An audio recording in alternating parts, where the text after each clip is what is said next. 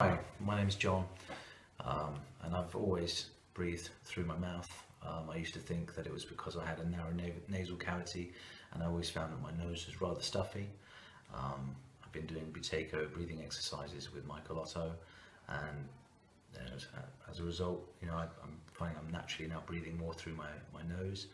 My snoring's has almost disappeared, and I find myself a lot more rested and calm, and breathing through my nose, whereas once I never really did at all.